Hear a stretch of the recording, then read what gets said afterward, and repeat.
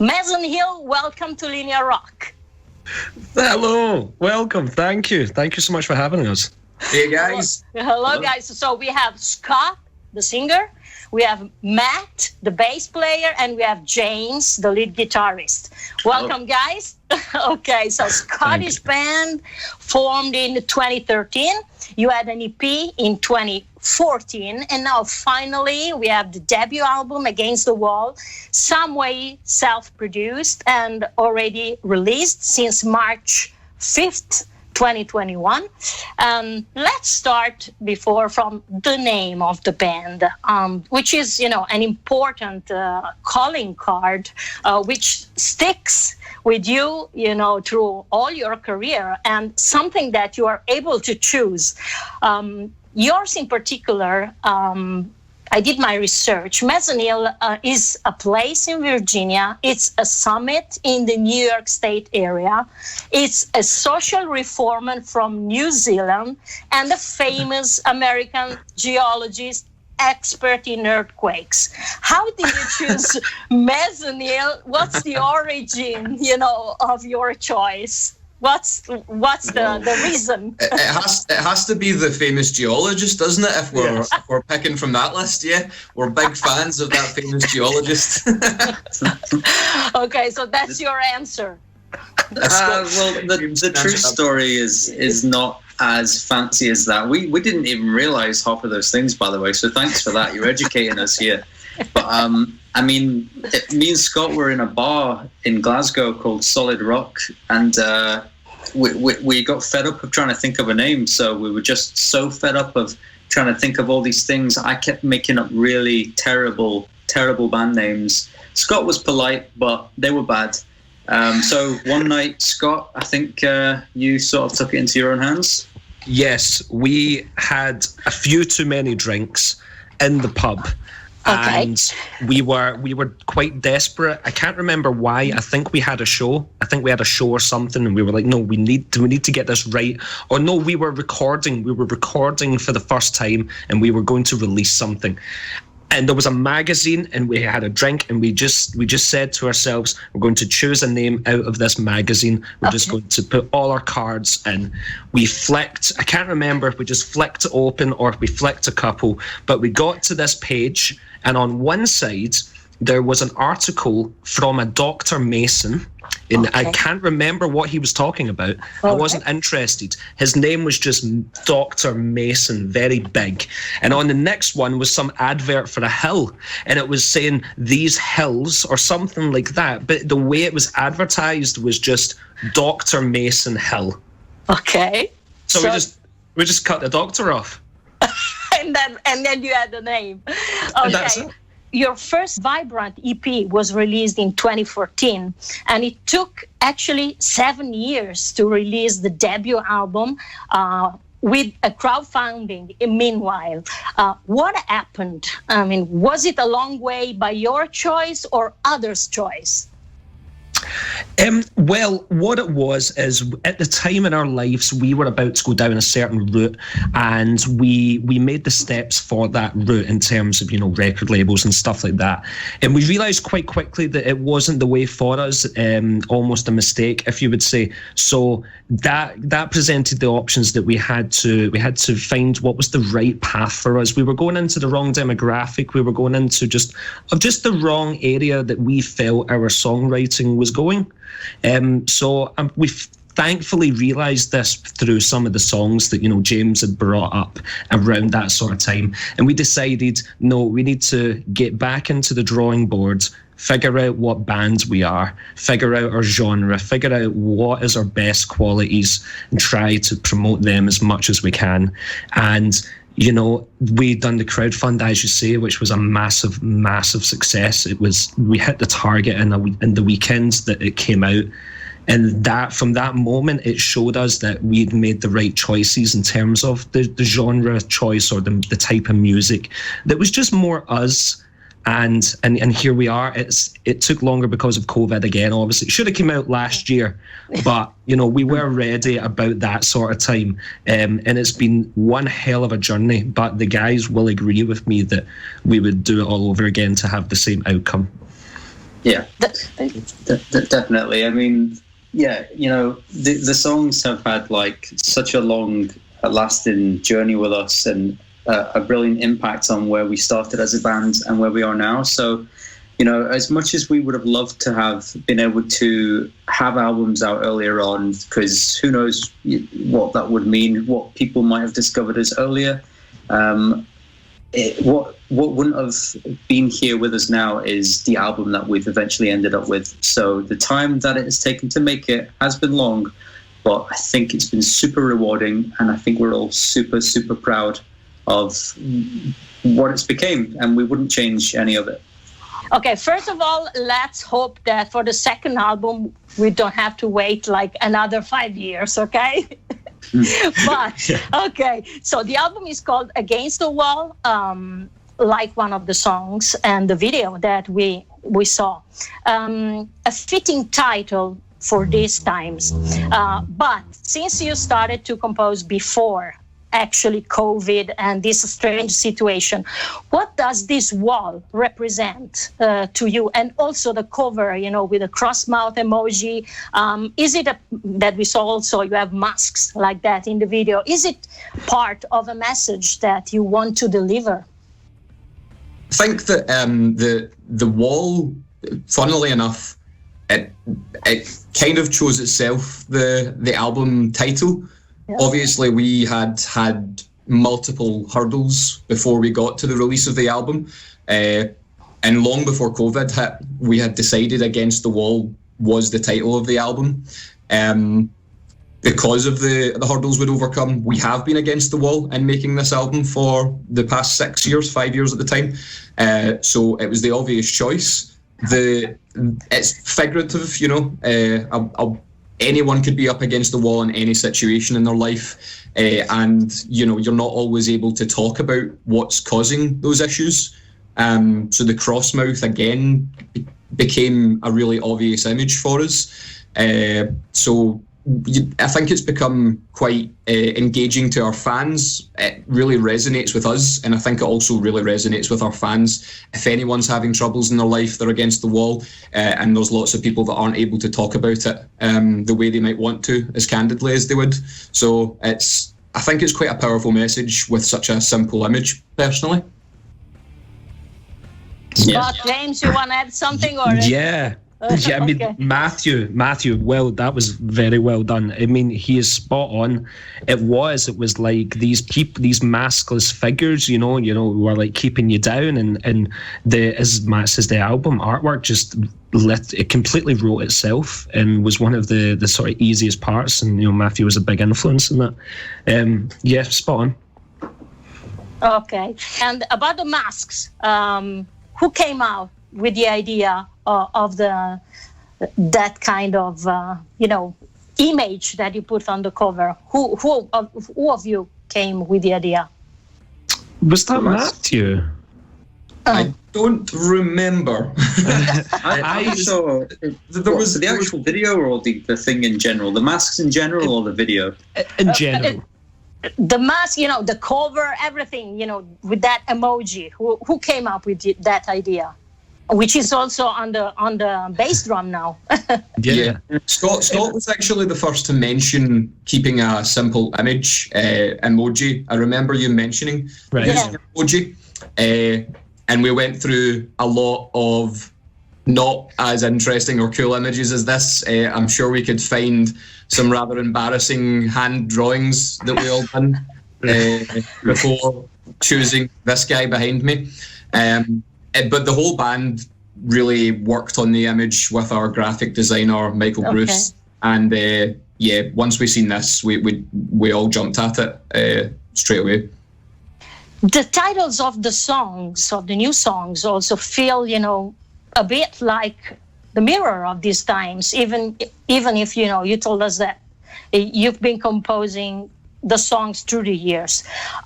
Were the lyrics actually written, in the last period as a reflection of what is happening, or during, the long and winding road, let's say, that brought you here? And, it sounds the old song, all the songs, all the titles put together, and the lyrics as well, sound like a cathartic path in a sense. The result of a clash between reality and hope. So they have they turn to positive, but they have also reflections, on the difficulties of life. And this period and this work, long work, also got you more united. What do you think? So the lyrics-wise, they have been written over the years as at the time of certain events and lives and stuff like that. So they're very in the moment, and they do paint a picture that shows that. And recently, as the years have kind of came by, it has been more of a positive message. I would say the positive parts have came in near the ends of the album, rather, like a lot of Who We Are is a very positive song, and that came in maybe a bit later than the core songs. So it would definitely rounded off this cathartic ending, as you mentioned. I don't know if it was intended at the start, but it's the way it's kind of worked out, because we are in this position now, and we're very thankful for that. It can be quite a dark album sometimes, but we always wanted, recently, but now that we feel this way, we wanted to show people that there's another side to that, and that doesn't necessarily need to be the end of the story, which a lot of the times we have thought in the past that was the end of the story or the end of the band, and that it was going to be a negative one. And even though we all have our differences, all five of us, I feel like there's not many five guys that can pull off what we've pulled off, so we must be doing something right. How did you keep the songs fresh and updated in the long run? Well, some of these songs have been with us for a long, long time, way back when the band first started. And I think the simple answer to that question is the fact that we never stopped trying to improve them. Right until the very end, right until the day we went into the actual studio to record them after all those years, we were still listening back there and then and saying, oh, let me just change that bit there a little bit, or let me change that word, or Scott was the last one to obviously add his vocals, and that changed massively. And we were forever trying to improve. I think it's because we knew that as soon as it was recorded, that was it. Okay. And we were no going back. So we just consistently tried to keep improving these songs, and new songwriting abilities that we took on as we got more experience with it, I guess, were then added to them. So they just kept enhancing the tunes as the years have gone by. Scott, you tracked vocals at the legendary Electric Ladyland Studios in New York. Did this choice also make a difference, in terms of atmosphere? What can you breathe, within those walls, those legendary walls? And was the whole band there with you, or they sent you alone and you had all the responsibility? I was sent alone. I was alone myself. It was actually during the pandemic. It was right at the start of the pandemic, and I was honoured to be chosen to be the one to go over to New York. Slight correction, I wasn't at Electric Ladyland, but the producer there, it was at his house because it was lockdown, so everything was shut. Okay. All right. So I was with Brian Sperber, who was a lovely chap who literally changed my life in terms of singing. I've never learned so much from someone about how to sing. I like to say I went there a boy and I became a man coming back. It was a long 2 weeks in isolation. I didn't get to see anything in America. I was the only person at the airports. I had masks and gloves the whole it was a very surreal. It was scary. I was terrified at that time. It was March 2020, and it was 2 weeks into this pandemic, or maybe a month-esque, and it was scary. So I was terrified there, but I got over that, and we got back, and the band seemed to like the vocals. So Thank God. We were all just at home with our feet up, relaxing, and Scott was over there working hard. And we would now and then get a little bit of music sent back to us on a Friday night, having a beer, and it would be Scott's takes, and we'd say, "Yeah, well done, Scott. Carry on, old boy," and then we'd carry on and enjoy our weekend. So, Scott, you mean you had something else to think about, and you weren't actually thinking where you were recording the vocals? I was out of my league. Brian's worked with Alter Bridge and numerous other bands, and Miles Kennedy is like my one of my idols. Yeah. So I was a bit out of my depth and a bit, oh my God, am I good enough to be here? Like that sort of, I'm just, this is my first time making an album. I probably shouldn't be here. I should probably be here in the third album, maybe. Just all those sort of kind of thoughts insecurities. But after the first day, he didn't send me home. Okay, so he didn't kick me out. And that's what kind of got me going for the last 2 weeks, because he's a tough... I can't swear, can I? No swear. No swear. He's a tough cookie. Well, okay. He's we can beat that. A tough cookie. All right. I will say that. Now we're going to see the video of the single DNA, which is now in various European charts in good company of AC/DC, Foo Fighters, System of a Down, Kings of Leon, Alice Cooper. Great pride for you guys. Is it true that the video was quite difficult to shoot, as I read? What happened exactly? Matthew, you want to? Well, yeah, I get the blame for this. I don't know why I get the blame for this. So some of the visuals were from my broken brain, and we had to wear contact lenses basically to get the popping eyes. The guys didn't know about this until maybe a few days before the shoot, and there was some nerves, to say the least. And then if you head to our YouTube channel, actually, there's some behind the scenes footage of basically just 5 grown men crying, trying to get the makeup artists to put our contact lenses in. So yeah, it was. I mean, we were crybabies. We got them in. Funnily enough, 4 out of 5 of the contact lenses did not pick up the UV lighting, so it was pointless in the end. And we just put ourselves through maybe like 8 hours of pain for no reason. But Scott's looked great, so it was worth it.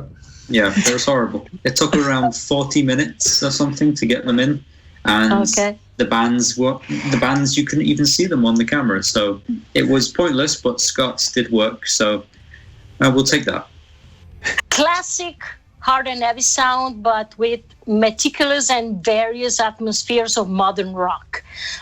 In the plan to represent, which is your plan actually, to represent, the future of rock, or the best continuation from the past, to the future? How would you describe Mason Hill, the plan and the sound? I would say... I would say, now this is me, I am biased because, I'm in the band. I would say we've not tried to do anything. It's just the way we've wrote songs, but I feel like we're slowly finding a sweet spot between the best of both. We're not an electronic, rock band, with lots of keyboards and stuff like that. But we like the idea of using a bit of that, and we've also found that, we like to give James a 2-minute guitar solo sometimes because, you still need a bit of that in life.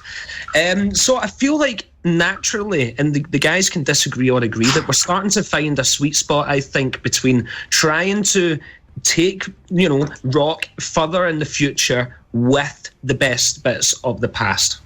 Okay. Yeah. No, definitely. I mean, there's, as we've mentioned earlier on, there are songs there that we've had a long time, and some of them had huge guitar solos that would last forever, or every single song would have a guitar solo, and we just kind of stopped feeling the need. Well, I suppose I stopped feeling the need to say, look at me, I'm doing a guitar solo. And I started to focus on melody, as you mentioned there. Melody is super, super important. As a fan of music myself, and I know the guys are the same, we love to listen to a good singer, a good melody, and if there's a good solo in it too, brilliant. But if not, it's no big deal, because we're fans of the classic rock, classic metal, and we're fans of the modern rock and modern metal. So we're just in between. And if people take that as we are sounding like the future of rock, then brilliant. But if not, at the same time, it's not our aim to be either. We're just going to keep writing what we're writing.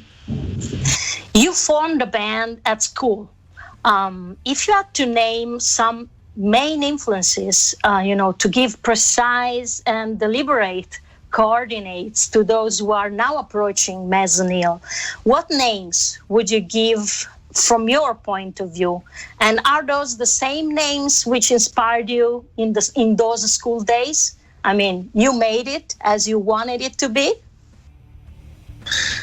Yeah, it's changed quite a bit, but it's not like we don't like the older. It's, for instance, so now we can look at bands like Bring Me the Horizon and see that they're doing amazing things for kind of modern rock and hitting number ones and that sort of thing. And you look at that and you go, that's really, really good. But when we were kids, we didn't really know of Bring Me the Horizon. It was always Alter Bridge, Blackstone Cherry, Shinedown for at least me and James that I can say. Matthew is a bit different. But it was always, they were very big in Britain when we were sort of teenagers, and that was at least for me a major inspirations was those three bands, probably Alter Bridge the most, and I feel that you can definitely hear a bit of that in the album. I would say, guys. James, Matt, do you want to add any other names, or it's okay? For me, it was very different. I am now actually more into the melodic side of rock music and metal and stuff. But my teenage years were all very, thrash metal, death metal. Okay. The faster the better. I used to sing in a thrash metal band growing up. So actually joining Mason Hill is quite a big departure from where I started. It's still guitar based, but a lot more melody than I was used to. But when I seen the guys live the first time, they blew me away. So it's not that far cry from a Metallica or an Anthrax record at the end of the day. It's just a lot more melody orientated, I think. But the minute I heard those guys, I thought they were spectacular and great songwriters. So joining them was an obvious choice when the offer came. A question for Matt. If I got the correct information, you studied microbiology and virology at the University of Glasgow for a few years, but then you clearly decided to follow the call of rock. Did you regret this choice in the last few months, thinking you could have maybe done something for this world with your specialization? And for the other guys in the group, what is it like to have an expert in such, a topical subject? With Matt, certainly you have more knowledge of what you have to do. You have an edge over, which maybe you can add in your musical mission now, because this is something that not everybody have. So it's a good question. It's came up a few times, and I'm always surprised when it does. But to answer your question of whether I regret changing career paths and whether I could have helped, I would answer by saying my hands shake a lot when I try to hold anything. So I would have probably caused a much worse outbreak had I continued down the microbiology path. I was good at retaining the information, but I was not good at actually practicing in a lab.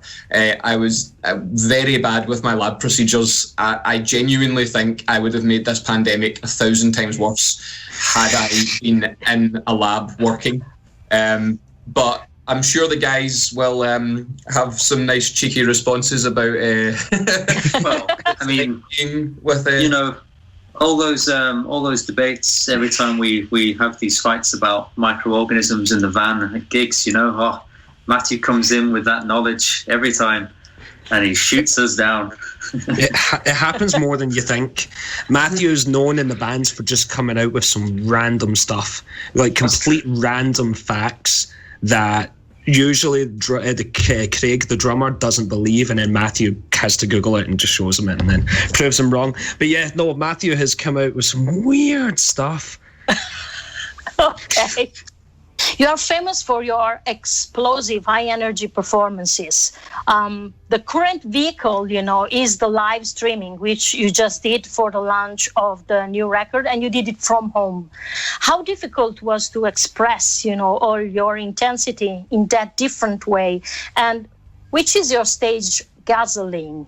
As pure Scottish guys, I know you like beer, but I don't know if you drink before a show. So tell us all about it. The live show was a strange environment. I don't know about the other guys, but yeah, I was just like, I had my lunch, and then I was like, right, let's set the studio up in the house, and then let's get into action mode. But once it kicked off, I just imagined everyone there, and I thought, this is good enough. If this is all I've got, if that is all I had to the day I died, then I would be fine, because I just know the people are there, I know they're watching, and they deserve the show, because that's our job. That's our job at the end of the day. It's not to make money in tour world. It's to distract people.